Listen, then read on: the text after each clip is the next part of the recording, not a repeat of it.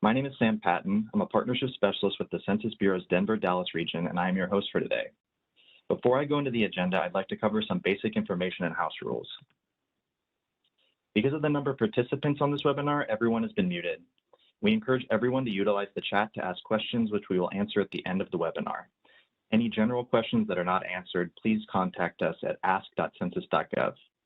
For your convenience and future reference, please expect a PDF of today's presentation and a resource sheet in 2 business days. This webinar is being recorded and will be available at a later date. For those who do not wish to be recorded, please take this time to opt out and drop from the session. Today's session will present a high-level overview of housing data products and demonstrate how they can be used to identify data-driven solutions to various challenges. Our presenters will be covering data from the American Housing Survey, American Community Survey, as well as construction and housing data. Our agenda includes opening remarks from Vicki McIntyre, Assistant Regional Director for the Census Bureau's Denver region, followed by our census partner, Nadia Evangelou, Senior Economist and Director of Forecasting at the National Association of Realtors. Following opening remarks will be our key presenters from the U.S. Census Bureau, Matt Streeter from the American Housing Survey Branch, Amanda Klimek from the ACSO Outreach and Education Branch, and Phil Thompson from the Economic Management Division. After our key presenters, there will be a Q&A session. Please remember to post your questions in the chat to all panelists. Before I turn it over to our speakers for opening remarks, I'd like to provide a high-level update on the 2020 census. On April 26, 2021, the U.S. Census Bureau released population counts to be used for apportioning the seats in the U.S. House of Representatives. To view more information about apportionment, including individual state populations, please visit census.gov. Any media-related inquiries should be referred to our Public Information Office at pio@census.gov. As an additional resource, you can find the link to our apportionment press kit in the link listed on this slide.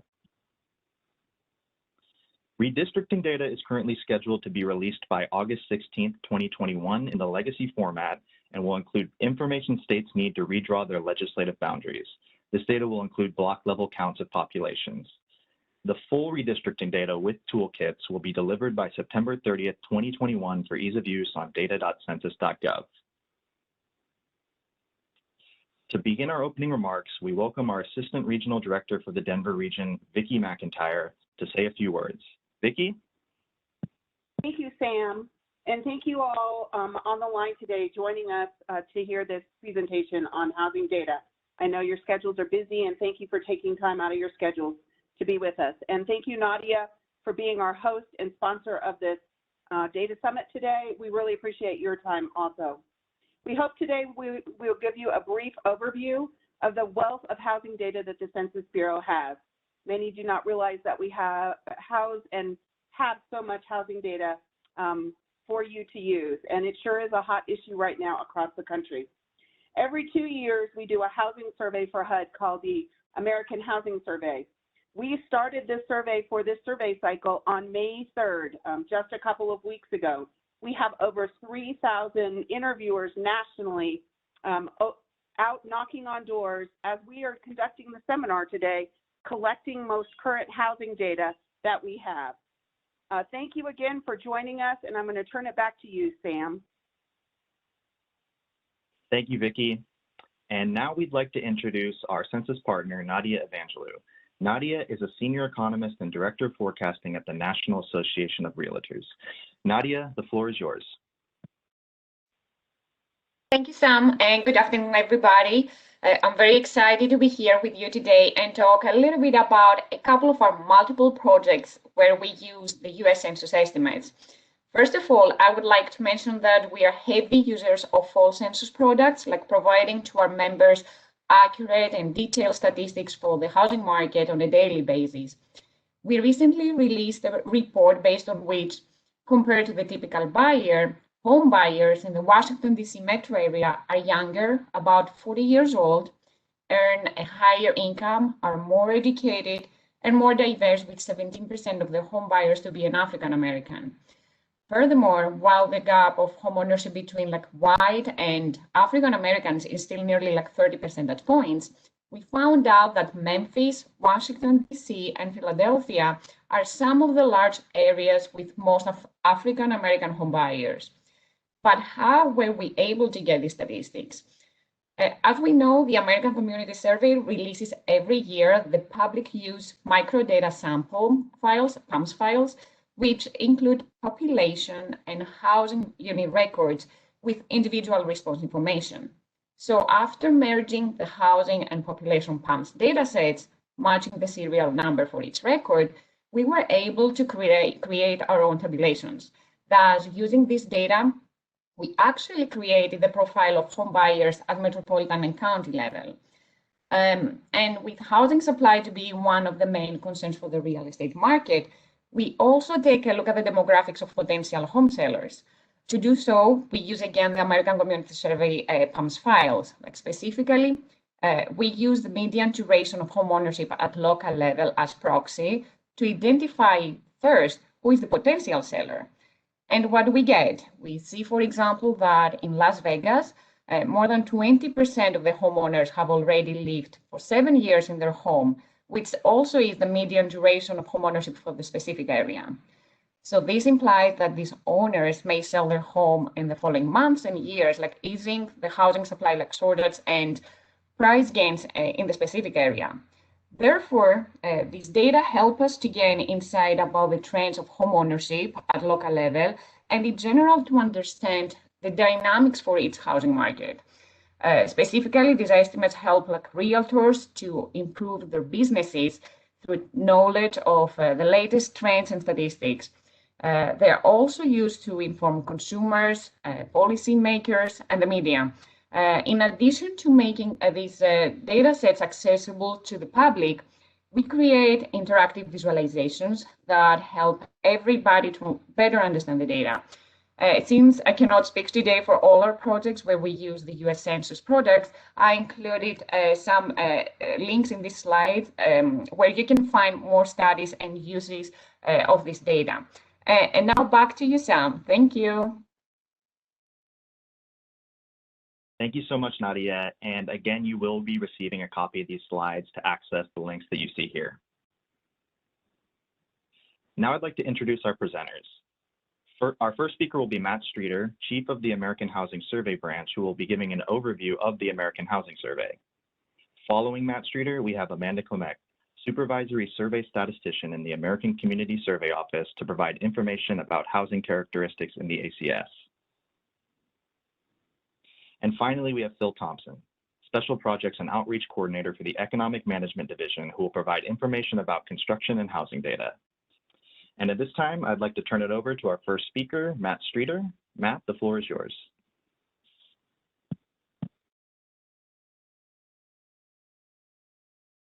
Hi, thank you. I'm having a little trouble sharing here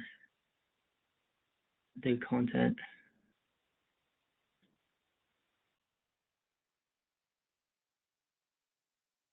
Are you able to see my slides? Not yet.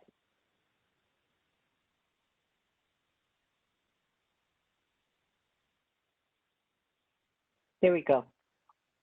Can see it now. All right. Apologize for that. So, hi, I'm Matt Streeter. I'm Chief of the American Housing Survey Branch at Census, and I'm going to give a quick overview of the American Housing Survey and go into a little bit about how you can access AHS data on the Census website. So the AHS is the longest running housing panel survey. It began in 1973, and it is fully funded by the Department of Housing and Urban Development. HUD decides on the survey content, and they use the AHS to assess housing needs and inform policy. There's a large focus on subsidized housing in the AHS data, which AHS collects, but really the AHS covers a really wide variety of housing topics.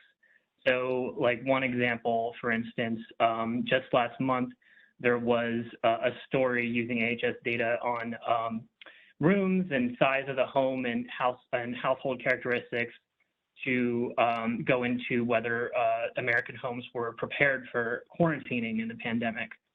So there's a lot of relevant information collected in AHS that is used by a number of researchers. So the survey design, every few years, the AHS is redesigned periodically, but the most recent redesign was in 2015. So most of what I'm talking about today is going to focus on the 2015 and later data. So the AHS is collected in odd-numbered years, and as was mentioned earlier, 2021 data collection started just last week. So the data are usually released the summer after the year that they are collected. So we expect to release data and estimates in summer of 2022 for the 2021 data. The AHS is fully interview administered. So that means Census trains field interviewers to collect all of the AHS interviews, which is particularly impressive because there are over 100,000 housing units in the AHS sample. So every single one of those is collected from a trained interviewer rather than self-administered. The AHS is made up of core and rotating topics. So core topics are asked in most survey years, whereas HUD determines the rotating topic areas that are asked, and those rotate in and out of the survey depending on HUD's decisions. And oftentimes they're asked of a part of the sample so that we can fit more questions into the survey without increasing respondent burden. So there are a wide variety of core topic areas that are covered in the AHS. There's over 400 variables. For instance, housing costs and burdens. We have rent costs for rent, mortgages, utilities, income of the occupants. For housing quality, there are things like whether there are leaks in the home, whether there's mold, equipment and plumbing breakdowns, and structural damage. For home improvement data, the AHS has 37 categories of home improvement jobs, and it includes the cost of the jobs, whether they were DIY or done professionally, and how they were financed. The AHS also collects demographics of all the household members, which includes age, sex, race, origin, disability status, and also collects information on when they moved into the housing unit. And if they moved in recently in the last 2 years, they're asked why and about their previous unit. For equipment in rooms, AHS collects heating and cooling information, appliances, information on the source of water and plumbing, and fuels that are used in the home. For mortgage and real estate, there's information on purchase price, the estimated market value of the home. We also ask the owners how they acquired the home and for characteristics of their current mortgages. And then neighborhood characteristics includes things like age-restricted communities, whether it's in an age-restricted community, how close the housing unit is to bodies of water, businesses, also the current occupant's opinion on the local schools, crime, and public transportation. So for rotating topic areas, there's a wide variety here, and I won't go into all of them, but most recently, 2021, currently we're collecting data on wildfire risk. We're collecting data on housing search, basically how people found their current home if they recently moved into it, collecting information on whether people are planning to move anytime soon. And then importantly for the current pandemic, the delinquent payments section of the survey, we're collecting information on whether or not the occupants are behind on rent, behind on their mortgage payments, behind on their utilities payments, whether they've received eviction notices or threats of eviction, threats to shut off utilities, and also importantly, where they would move if they were evicted. The AHS collects the geography that's represented in the AHS. Every survey year, AHS releases data at the national level and at the Census Division and region level, as well as for the 15 highest populated metro areas. There's an additional 20 metro areas that rotate in and out of the survey, and there's a selection of states that are available. I believe right now it's about 11 states that are available with AHS data. So all AHS data can be accessed through the Census website, the link on the slide. The site includes tables, a table creator tool for all tables that are released from 2011 and later, which I'm going to demo in a minute here. For years before 2011, there are tables in Excel and PDF formats. Also, there's public use microdata available for all years from 1973 to present. And so data users can use that to create your own custom tables in AHS. So there are also a number of webinars and guides on the website. So many of these links will link to a number of webinars that include recordings on how to use different tools on the American Housing Survey site. I won't have time to go into it here, but the interactive electronic codebook is a particularly important tool. It's basically a list of all variables that have ever been collected in AHS, and it's searchable. So you can go in and say, for instance, if you search monoxide, you'll be able to pull up when the AHS collected carbon monoxide detectors. And so even if you're not using the microdata, that can be a useful tool just to get a feel for what is in the AHS in any particular year, which can help maybe direct you into tables that you might be interested in. So now I'm going to go into just a quick demo of the table creator tool. So this is the American Housing Survey site, the main site here. So this is the link to the code book, but this here in the center is the table creator tool, which has the tables that I described. So when you click this, you'll see a number of menu options here. And so you can select the area, the year. Actually, the most recent data that are in here now are from 2019. If you select an area that doesn't have 2019 data, so say Baltimore, it'll automatically default to the most recent year that it was collected, so 2017. So at any time when we're using this, you can just hit Get Table, and then it shows the estimates for the table that you're choosing. So say this is just the general housing table. Say I wanted to switch to room size, amenities. I can also do this. I'll choose this. And all of these numbers are in thousands. So this is 530,000 is the estimate here. You can also add columns. So you can choose, say I want to add a column, owner-renter status. I can go here, click that, get table, and it'll add the owner and renter and then keep the total column. So I can see this. You'll see in some data are suppressed for various reasons, but this is an example of an estimate that was small enough that Census didn't think it was accurate enough to display. So this is a quality suppression here. But and if you delve down really deep, you're more likely to get more suppressed estimates. But yeah, so there's additionally some filters here. You can filter for owner renter here as well. You can filter by different types of geography. And one thing that I like to use, you can also add margins of error here if you want to get a feel for how accurate the estimate is. So margins of error are also in thousands as well. And then the AHS table creator tool can also export into Excel or CSV format. So say I want to create an Excel file, you can do that.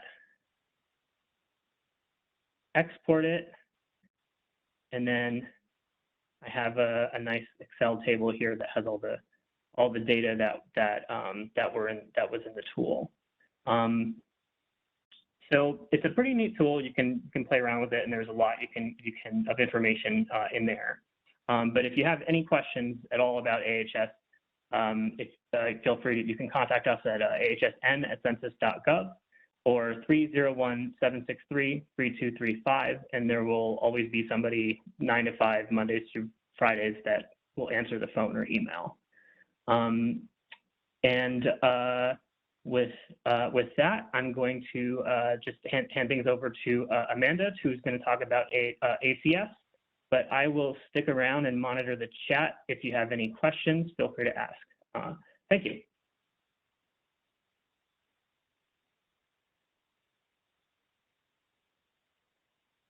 All right, thank you very much, Matt. My name is Amanda Klimek, and I work with the Census Bureau's American Community Survey's Outreach and Education branch.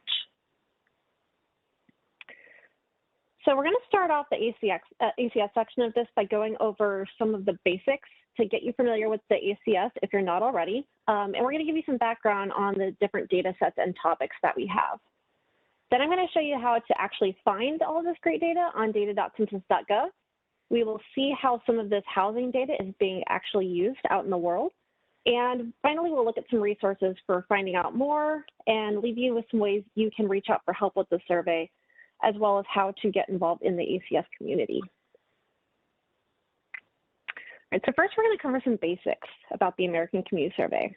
So the American Community Survey, or ACS, is the nation's most current, reliable, and accessible data source for local statistics on critical planning topics such as age, children, veterans, commuting, education, income, and employment. And also, since we're here today talking about housing, plenty of housing topics such as home value, gross rent, and physical characteristics about the housing stock, and you'll get to see quite a few of these today. It samples approximately 3.5 million addresses, and data are collected continuously throughout the year to produce annual social, economic, housing, and demographic data. And the data collected through the ACS, along with other census programs, are used to help inform over $675 billion of federal government spending each year. The ACS covers more than 40 topics and supports more than 300 known federal uses and countless non-federal uses. Businesses and communities, as you'll see later, use these estimates each year to make vital decisions, including where to locate hospitals and schools, what transportation needs exist, and what goods and services businesses should provide to customers. So we release 3 different sets of these main estimates each year, and you can see a brief description of each on this page, but I'm going to go ahead and skip to the next slide, which has a little more information on these. So you can see these groups of estimates broken down here. And we have the 1-year estimates over here on the left, which are collected over 1 calendar year and include geographies with population 65,000 and above. We have 1-year supplemental estimates, which include modified versions of popular 1-year tables and include geographies with populations 20,000 and above. Finally, on the right, we have the 5-year estimates, which are collected over a period of either, you can look at it 60 months or 5 years, and include more granular levels of geography, such as census tract and block group. And real quickly, I just want to go over the data release schedules for these data sets for the 2020 ACS release. So the ACS data collected in 2020 are planned to be released on September 23rd as the 1-year estimates, on October 14th as 1-year supplemental estimates, and the 2016 to 2020 ACS 5-year estimates are planned to be released on December 9th. These dates are also posted on the census.gov/ACS data release page, which is linked on this slide.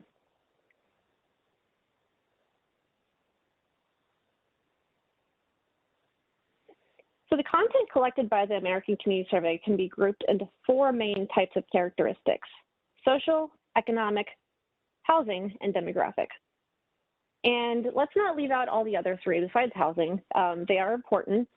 The ACS collects basic demographic characteristics at the top here, such as age, Hispanic origin, race, relationship, and sex. And this is the same info collected on the decennial census, so like the 2020 census we just had. On the left here, you see social characteristics, including popular topics such as disability and educational attainment. We have economic characteristics below, which include topics such as income, employment status, and the others you see here. And here, why we're here today, is listed on the right, we have housing characteristics. These include both the physical and financial characteristics of housing. So physical, such as year built, and financial, such as home value, but we have many more. And the cool thing about the slide is you can see many topics in one place. But the great thing about the ACS is so many of these topics can be crossed with one another. So one reason why I say, don't forget about all the other topics, we can cross a lot of these housing topics on the right with the population topics on the left. For an example, one that many people are interested in is the tenure variable, which includes owner-occupied housing units, which can be used to analyze homeownership. So you can cross this variable, as well as many of the other variables, which include topics such as age, race, and sex. And so I'll show you some examples of the great tables that do this when we get to data.census.gov to look at this data. So each question on the ACS is required for federal and state government programs. We provide a resource on the ACS website called the Why We Ask page, which gives the public information on the required use cases for these questions, as well as how they appear on the questionnaire. I really recommend taking a look at this page. I'll show you how to get there real quick. So this is census.gov/ACS, the main stop for anything ACS, about the ACS. And then it's going to take a second to load, but why we ask each question. And I really think there's a lot of value in seeing how the question is asked on the survey. It gives you a lot of context for the data. So you can, see what goes into the question. Home heating fuel, for instance, you can go in and see the different types of heating fuel that go into the question and how it's asked. So it might be helpful to give you a bit of context. So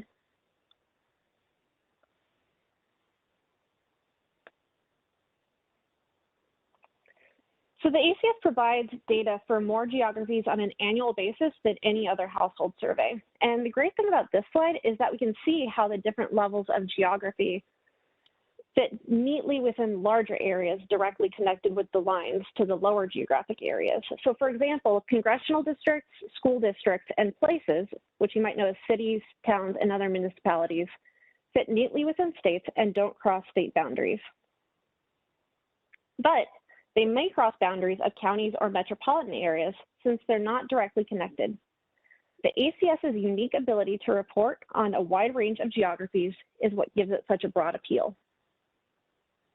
You might already be a bit familiar with this, but if you're not, to give you a quick primer on census tracts and block groups. Census tracts are small statistical subdivisions within a county with populations of 1,200 to 8,000 people. So think small towns, rural areas, and neighborhoods. And block groups are, as it sounds, groups of blocks within a census tract with approximately 600 to 3,000 people, as you see blown out in the right corner of the screen. So here's the exciting part. Now that we've got started with the basics, let's dig into this data a little deeper. So we're going to head over to data.census.gov now, and I will show you how to access some of this housing data. All right, so here we have the very front page of data.census.gov. You can always just go into the, once you know the table you're looking for, you can always just go into the search bar and look for it, but we're going to start here with the advanced search. This is a really great feature. It will give you some of the filters that you can use to get browsing. You can browse by, you can browse some of the ACS data products. You can search with geography. We're going to start with topics, and we're going to go down to housing. And you can specify exactly which housing topic you want if you know what you're looking for. So you can definitely go into the financial characteristics, housing value, purchase price. We're going to keep it very high level, very general today, just to show you some of the main tables that I find very useful. We're just going to click on housing. So you go into geography. You see all these great geographies you can use. Zip code tabulation area, or the Census Bureau approximation of zip codes. And I saw in the chat somebody was asking about school districts. So you can find the data I'm about to show you here by clicking on, there's elementary school district, secondary school district, and unified school district. So you can click on these.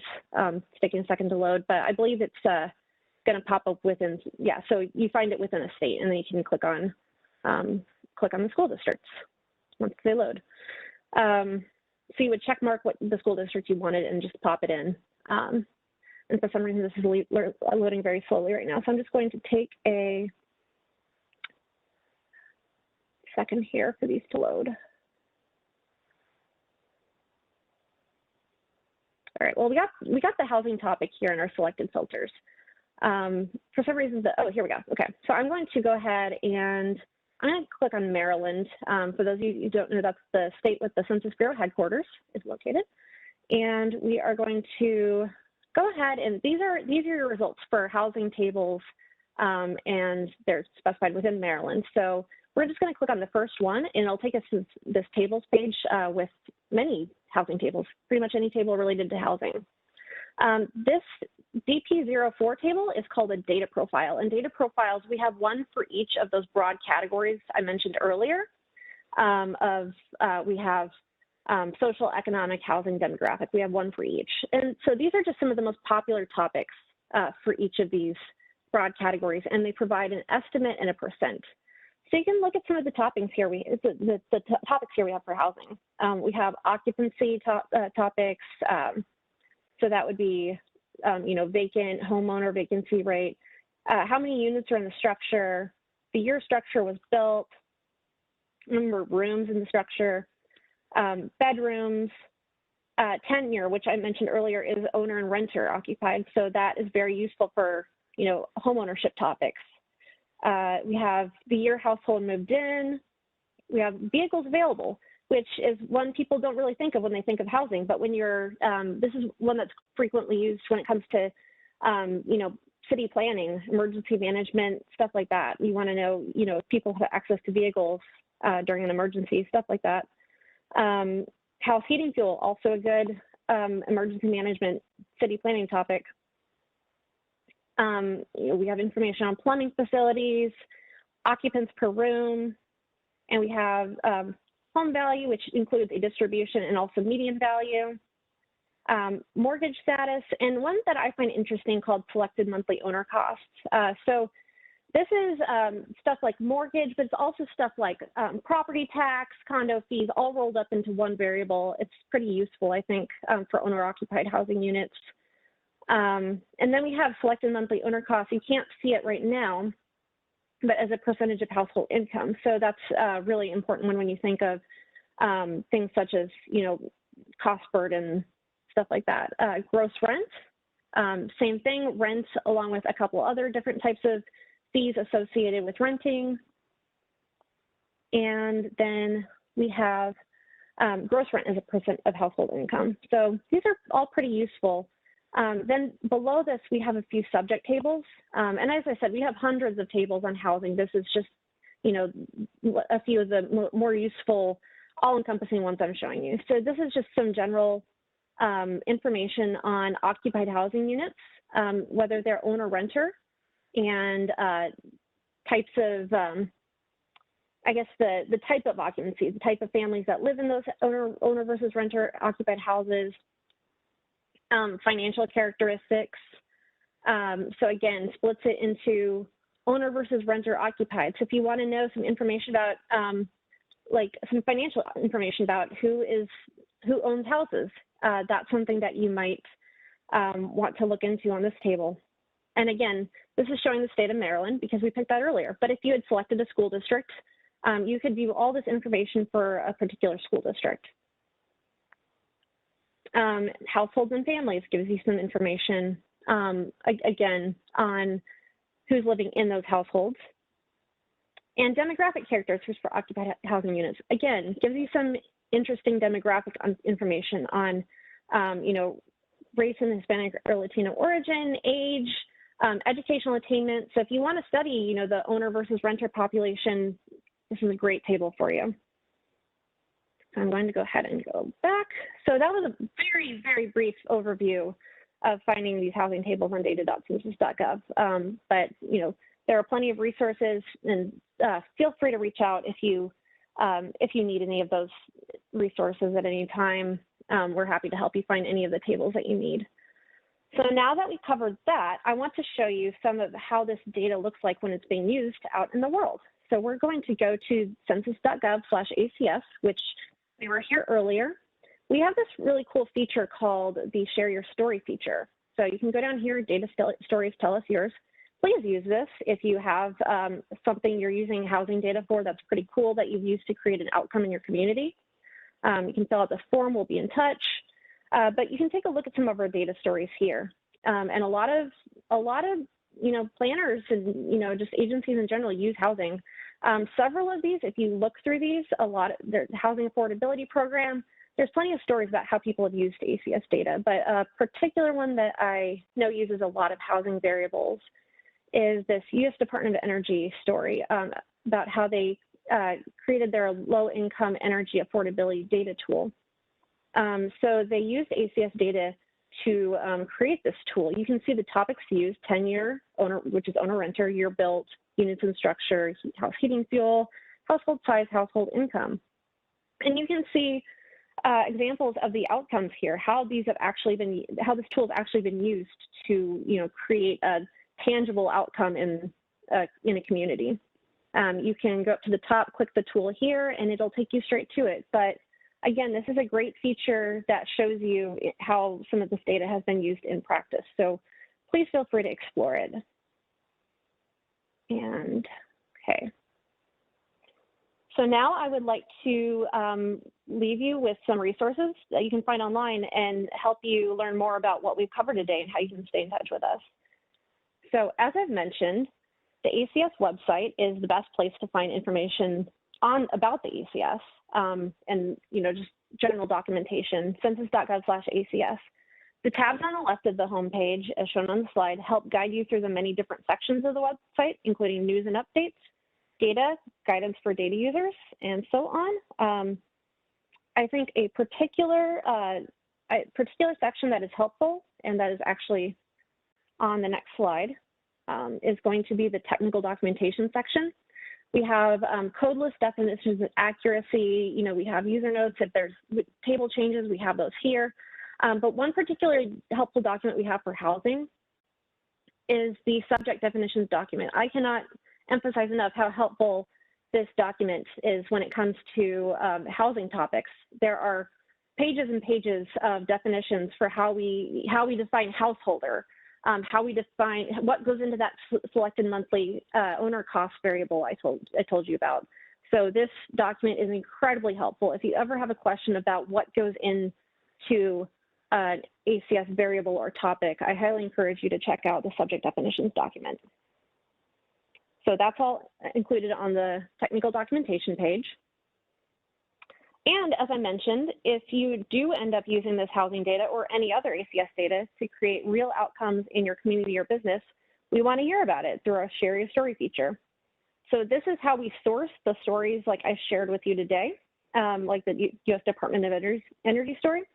And this way we can share your story with others like we did today to show people how important the data is and everything you can do with it. We really appreciate all of our external partners and stakeholders, and we want to show up all the great work you do with our data.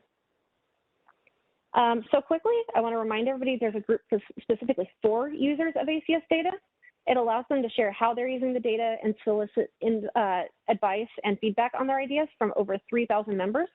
It's free and open to the public, open to all interested data users. You can find more info at acsdatacommunity.prb.org at the bottom of the screen.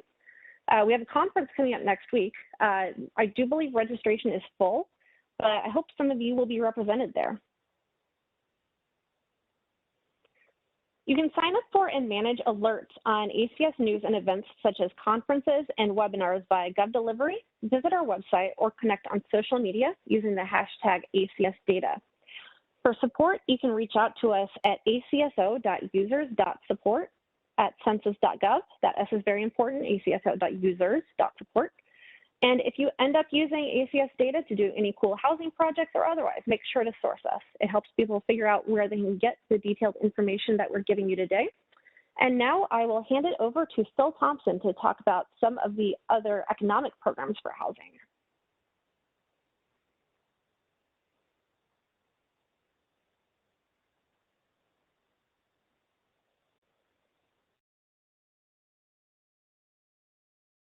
Well, thanks, Amanda. Apologize for the delay. Hello, everyone. My name is Phil Thompson, and today I'm going to provide you some information on the construction-related statistics programs that are available from the U.S. Census Bureau. My presentation is going to cover some key economic terms, provide information from the Census Bureau on the types of construction projects being performed on new construction activity, and provide information on the Census Bureau on the businesses that perform and provide construction activities as well. To start, well, here's some definitions to assist you in understanding the information that I'm providing. Gross domestic product is the value of goods and services produced by the nation's economy, less the value of goods and services used up in production. Bureau of Economic Analysis provides the data on the GDP. Any graphs that include recession markers use the National Bureau of Economic Research or NBER recession definitions. NBER defines recession as a period of falling activity spread across the economy lasting more than a few months. And data on our company-based programs will be presented for the establishment, where a single physical location, where business is conducted, or where services or industry operations are performed. Employers are company-based with one or more paid employees. Non-employer companies, usually home-based, is where the business does not have paid employees. And the North American Industry Classification System, or NAICS, is the key dimension of nearly all of our business data. Every business in the U.S. is assigned a single NAICS code based on primary activity. So, why is construction important? The housing market is a major indicator of the health of the economy. It can be used to identify pivot points in the business cycle. It's primarily people tend to buy homes and so forth when they feel the economic conditions are strong. According to the National Association of Home Builders, roughly 3 jobs are created for every new single-family home built, and 1 job is created for every rental apartment built. New housing units indicate population growth, and the data are used in the calculation in the Census Bureau's annual population estimates. Construction contributes almost 7% to the GDP, a significant portion of the economy. This chart, as you can see here, compares the construction spending in 2010 to 2020. You can see the difference in private residential construction in purple. The construction and housing industry also has a strong impact on the manufacturing, distribution, and purchases of buildings, home furnishings, appliances, real estate, finance, and other related products and services. So, yeah, you're probably thinking to yourself, well, tell me something that I don't already know. Where can I find the data that tell me more about construction? Well, guess what? Today's your lucky day. So these are the programs that I'm going to cover today that are from the Census Bureau. The programs that are in red are partially funded by the Department of Housing and Urban Development, or HUD.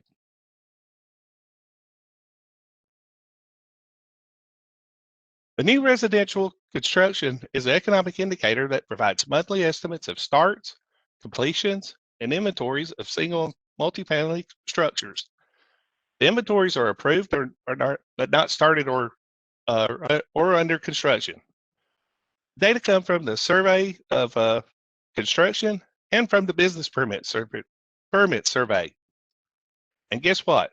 These data are current. The data for April will be released May 18th. Insurance companies use these data to determine replacement costs. Economists from the Federal Reserve look at the housing estimates on the effect on the economy when settling interest rates, and retailers use the estimates to provide to help plan orders for inventory. So this chart uses the new residential construction data for March. You can see the permits in blue and starts in red. The bold lines are single-family units, but there's more single-family units than multifamily units. New residential construction is referred to as a leading economic indicator. This graph shows how the data have behaved through the last 3 recession periods.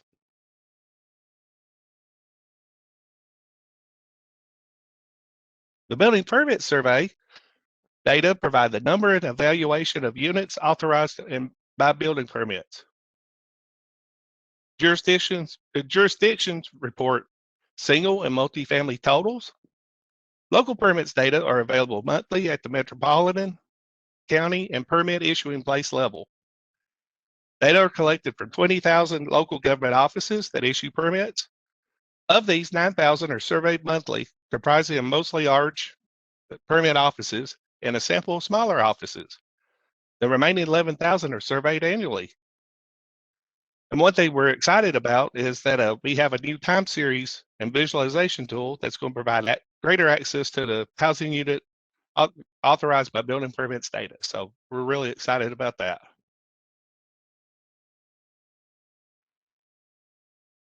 Data from the building permit survey also provide input to the new residential construction data. Permits are a leading residential construction indicator because the permit is issued before the construction begins. The building permits data are used by government agencies to analyze national and regional economic conditions and to evaluate housing programs. Financial institutions use these data to estimate mortgage demand, while private businesses use the data for market planning, material use, and investment analysis. These data are the most timely local economic data from Census. In fact, the data for April will be released May 25th.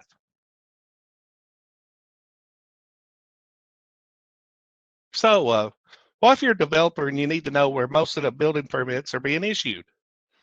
From the data, you can see that Texas, Florida, and California accounted for about a third of all the units authorized in the U.S. in 2020.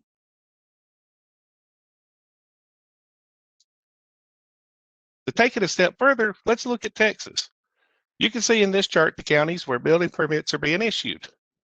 Bexar, Collin, Dallas, Fort Bend, Harris, Montgomery, Tarrant, and Travis counties in Texas are where 10,000 or more building permits were authorized in 2020.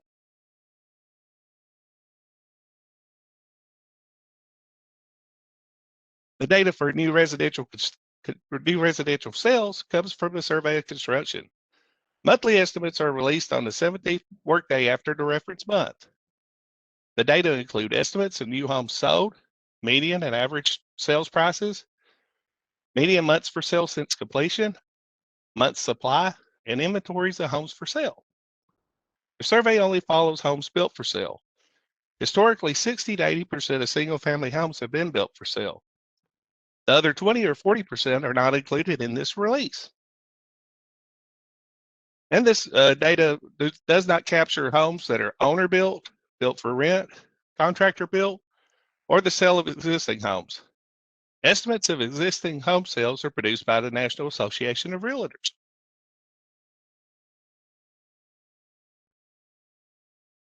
The Bureau of Economic Analysis estimates the development of uses these estimates to estimate the national income and product accounts.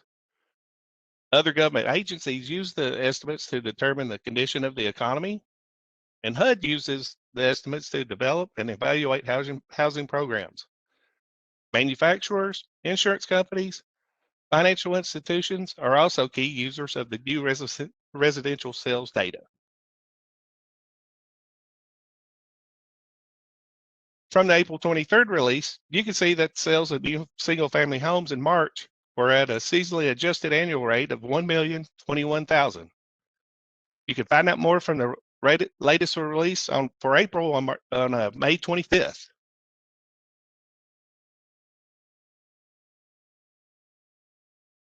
If you want to know more about how much is spent on construction activities, you need the construction spending data. Also known as value put in place, the data provide monthly and annual estimates of the value of work done on all private, federal, state, and local spending. The estimates cover new construction and renovations and improvements. Construction spending includes both residential and non-residential construction. Some types of non-residential construction include healthcare, education, manufacturing, highway and road, power, and communications. Construction spending does not include land acquisition, demolitions, maintenance, and repairs, and the installation of some types of production machinery and equipment. The next construction spending release is June the 1st for April. The BEA uses construction spending data to estimate the private residential and non-residential fixed investment components of the GDP. Construction-related businesses use the data for economic forecasts, market research, and financial decision-making. So let's see what the data is showing us. Over $1.4 trillion were spent in 2020, and that's more than $3 billion a day. Private residential construction spending represented about 42% of total spending and includes the teal, purple, and green parts. Private non-residential is in red at 33%, and public spending, including state and local governments in orange and federal in blue, was 25%.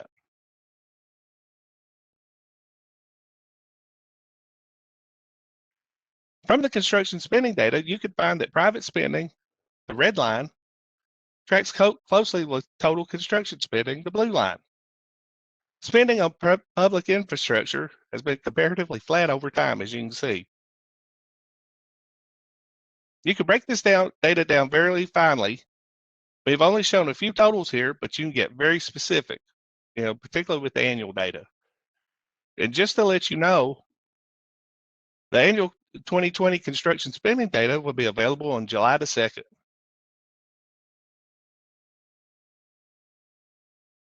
So if you're constructing homes, buying or selling houses, or examining housing trends in the nation, you need the information from the characteristics of new housing. The data provide basic house information such as square footage, number of bedrooms and bathrooms, the type of wall material, and sales prices. The data are available at the national level. Some of these data are broken down by region. The next release is available for 2020 on June the 1st.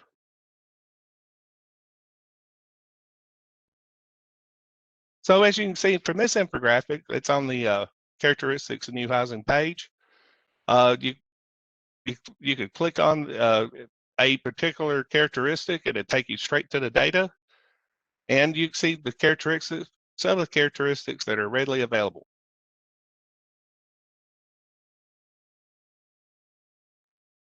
So this leads me to my next topic. What does the Census Bureau have data on the companies that do business in the construction industry? And guess what the answer is? It's yes. We're going to step away from the national regional characteristics of housing construction and focus on the construction industry as a business. I'll provide you some business statistics the Census Bureau gathers on companies that conduct construction activities.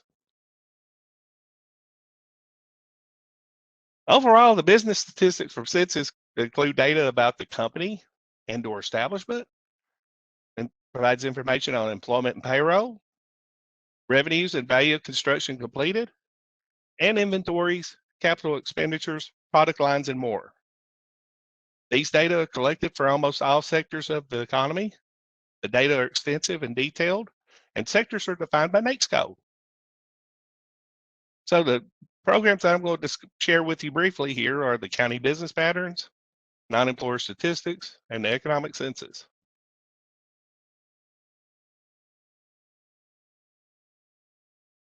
The construction sector covers the domestic operations of establishments primarily engaged in broad activities, including building construction, heavy construction, land subdivision, and specialty trade contractors.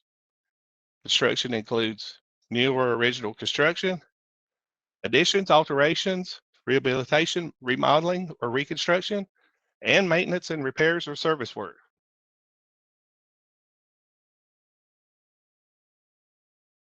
So to start, the first program is County Business Patterns.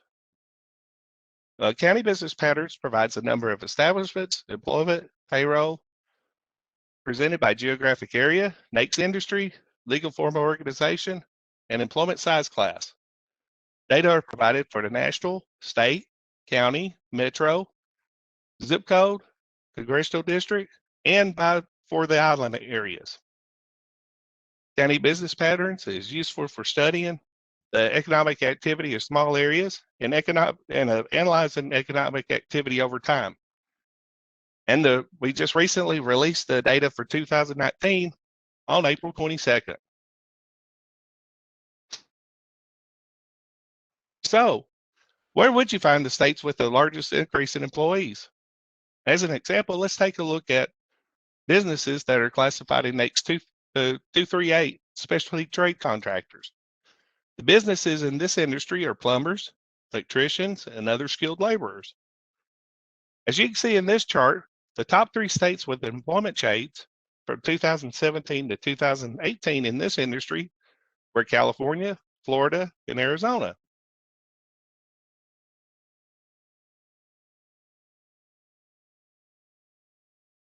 Non-employer statistics provides information for businesses without paid employees or payroll, subject to income taxes, and have receipts of $1,000 or more. But for construction, I would add that you only have to make $1 or more in receipts to be included as a non-employer. Data are presented by national, state, metro area, and county geographies. Non-employer statistics data provides data for most NAICS industries, including construction, and data provided by legal form organization at the U.S. and state level, receipts and receipts size class of establishments at the U.S. level only. Similar to what I provided on county business patterns, we see in NAICS 238, specialty trade contractors, the top 3 states with receipts changed from 2017 to 2018 are Texas, Florida, and California. But here's the one important thing that I want to stress. With the county business patterns data and non-employer statistics data, you can get a profile of all the businesses at any industry or geographic level, which would be particularly useful if you're trying to identify how many competitors are in your area. And if you attended the presentation that my colleague Andy Haight provided recently on the Census Business Builder, you would see how valuable these data are.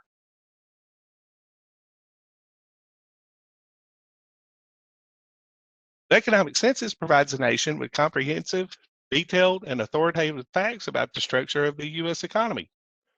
Conducted every 5 years, the economic census profiles the U.S. economy from the national to local area level, and it also includes construction. It provides official measures of output for industries. Data are collected from the business establishments of companies, and data from the economic census provides the framework for measures for the calculation of the gross domestic product and the calculation of national income and product accounts. Most of the data from the economic census for 2017 have already been released. For the data user, the 2017 economic census provides NAICS updates, increased implementation of North American product classification system, which we'll call it NAPS for short. For manufacturing, wholesale trade, and retail trade industries, data tabulations by NAICS product codes are replaced by NAPS codes. Geographic changes, and as Amanda mentioned, the ACS data, the economic census data are also available in data.census.gov.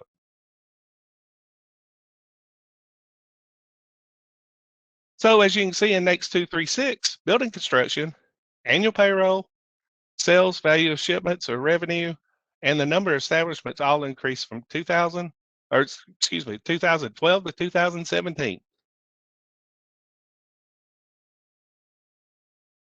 As I mentioned earlier, that construction and housing industry have an impact on other industries, which include the manufacturing, distribution, and purchases of building materials, home furnishings, appliances, and other related products.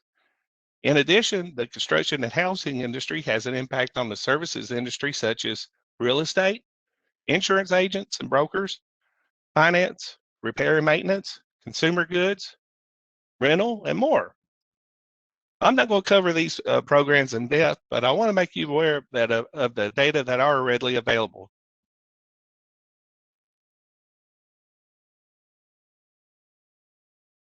Also, I wasn't able to provide these programs in my presentation. The programs that are listed here in red, just as a reminder, are partially or totally sponsored by the HUD. The Rental Housing Finance Survey provides a current measure of financial, mortgage, and property characteristics of rental housing properties in the U.S. The Manufactured Housing Survey provides monthly regional estimates of the average sales price of new manufactured homes and annual estimates on new manufactured homes. Construction price indexes provide price indexes of the single-family homes sold and under construction. Our annual business survey data provides business ownership by race, ethnicity, sex, and veteran status for employer businesses. And our non-employer statistics by demographics data provide business ownership by race, again by race, ethnicity, sex, and veteran status for non-employer businesses. And finally, we do also include in our economic census data the economic census violent areas. So in summary, key takeaways are, Census Bureau provides a variety of timely and relevant data on the construction and housing to get a better understanding of the economy. The data used by the government, businesses, economists and researchers, economic development organizations, and other groups. And the data are available for construction activity and for companies that provide construction activities. So on that note, feel free to contact me at philip.w.thompson@census.gov if you have any questions. And at this point, Sam, I'm going to turn the presentation back over to you. Thank you very much. Thank you so much, Phil. And yeah, at this time, we will be opening up for questions. Again, we ask everyone to post them in chat to all panelists. I know we have been answering a lot of the questions in chat, but I have a couple that may have gone unanswered. So the first one I have, this was during Matt's presentation. Does the AHS provide data at smaller geographic levels outside the metro areas, or is that information coming from the ACS? Hi, yeah, I apologize. I think I sent that to the wrong list, the all attendees list. But basically for the AHS, there is, since the AHS has a smaller sample than the ACS, there's a more limited amount of geography that's available. So in general, like urban rural status, like certain variables like that are available like nationwide, but there aren't like specific urbanized areas that cover smaller populated areas that are estimated from the AHS. Great, thanks, Matt. And I have just one more question, and this was right at the end of Amanda's and beginning of Phil's. The question is, I'm curious to know if the census is tracking visitable single-family construction or subdivision development.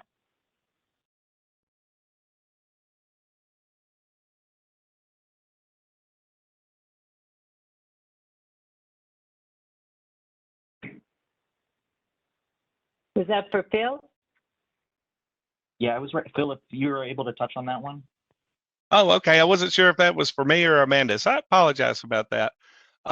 We do have information on it's new single-family homes that are built for sale or under construction. That would be in the new residential construction survey. So yes, that data is being collected now. Is it by subdivision? By subdivision?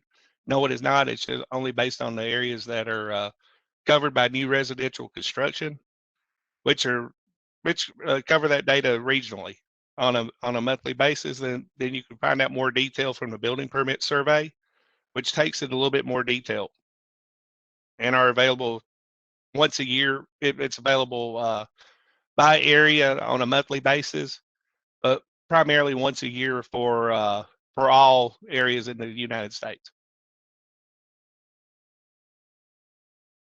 And I hope that answers the question. Does that answer the question? Yeah, thank you so much, Phil. Those are the only questions I have at this time. We did get a lot of questions answered in chat. If we didn't get to your question, I ask that you visit ask.census.gov, and I'm also going to ask our presenters to post their contact information in the chat now so people can reach out to them with any questions that may have not been answered. Well, thank you again, Matt, Amanda, and Phil, for your presentation. Just to close out, I would like to share some information about Census.gov's Census Academy page. On this page, you can access data gems, which are short how-to videos on census data products, as well as courses and webinars to increase your knowledge of census data. You can find these at census.gov/academy or by clicking the links on this slide. The Census Bureau also has a team of data dissemination specialists who can assist in providing trainings, workshops, and presentations to show you a variety of census data tools, data sets, and programs, which can be customized to the needs of your organization. To request a free data training, please email census.askdata@census.gov. And if you enjoyed this webinar, we do have more coming up. You can visit census.gov and simply type in 2021 Data Summit Series in the search bar to view and register for upcoming data summits happening between now and August 2021. And lastly, if you wish to contact any of the 6 regional offices of the Census Bureau, you can visit our website to find your regional office and their contact information. Their offices are responsible for data collection, data dissemination, geographic operations, and can help you connect with your local partnership specialist. Thank you so much. I would like to thank our guest speakers, Vicki McIntyre and Nadia Evangelou, and our key presenters, Matt Streeter, Amanda Klimek, and Phil Thompson. I'd also like to thank Samantha Steen for technical support. As a friendly reminder, please expect a PDF of today's presentation and a resource sheet within 2 business days. That concludes our webinar, and we thank you for joining us today. Have a wonderful afternoon, and you may disconnect at this time.